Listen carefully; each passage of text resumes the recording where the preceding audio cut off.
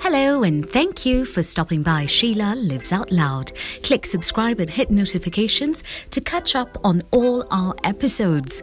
If you've got a story to share or you know someone who does, please email me or let me know via my social media as we get ready to share these amazing stories and life journeys in Season 6 at the Waterfront Karen. You've arrived. In this episode of My Motivate, we take you back to the conversation with Catherine Njuguna, the biochemist turned fashion blogger, on being a stepmom and raising children in a blended family.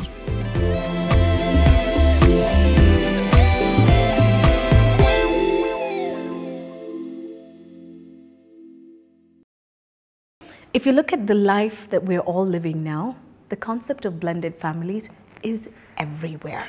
And you've got first-hand experience. Before we talk about your family, tell us a little bit about yourself. I'm a mother of 6. It sounds crazy, but yeah, 6. I'm a wife. I'm a kindergarten teacher by day, although before I was a biochemist, a scientist, and I changed professions. I met my current husband when I was 22, a few months shy to 23 years of age. And he was going through his divorce, and we met, and we clicked. And he was very honest from the beginning that this is my life, this is what I'm going through. I love my children, and I expect anyone I meet to accept me and my children. And I thought to myself, how hard can it be, you know? I'll get in there, love the children, and we live happily ever after. So it was quite hard to transit from what they knew to the new family we were forming. So we had to be patient, we had to seek help from counselors, we had to talk about it. And obviously the children ask themselves question, what happened between mom and dad? And as we know in our African context, parents don't talk about it. They don't say what went wrong. They don't say, you know, so the children don't see it happening. One day they wake up and mommy and daddy are no longer together. And in a few months, here is a new mommy, you know. So it was also very hard for them. So when I came in, I had to appreciate that, put myself in their shoes, and be patient, and be consistent. So it has taken, now we are one big happy family, but it has taken years. 3 of the children, he was married for 10 years. Okay. And then one of the daughter he had before he got married. And then now we adopted our son, Tito, who's South Sudanese. Right. We just saw on TV and that was it. Oh, wow. Yes. You saw him on TV? Where did you see him? I think it was national KTN. He was number 3 in the Kiambu County. Right. And so there was an issue about school fees. And first of all, we wondered, how is a South Sudanese number 3 in Kiambu County?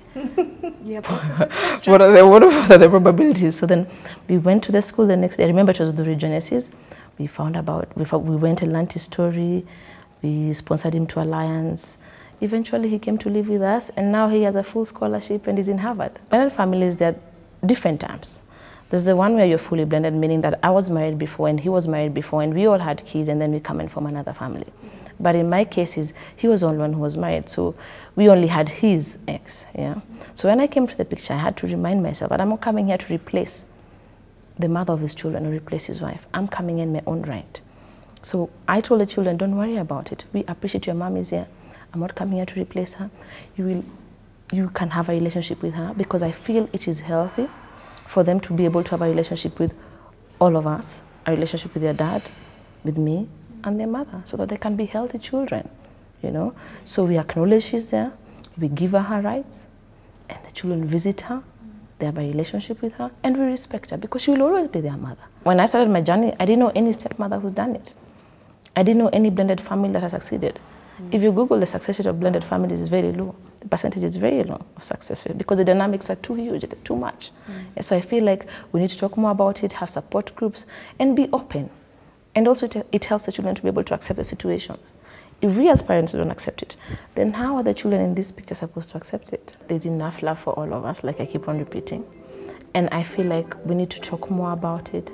I feel like we need to engage more. And also, don't hide in your corner. Come out and talk about it.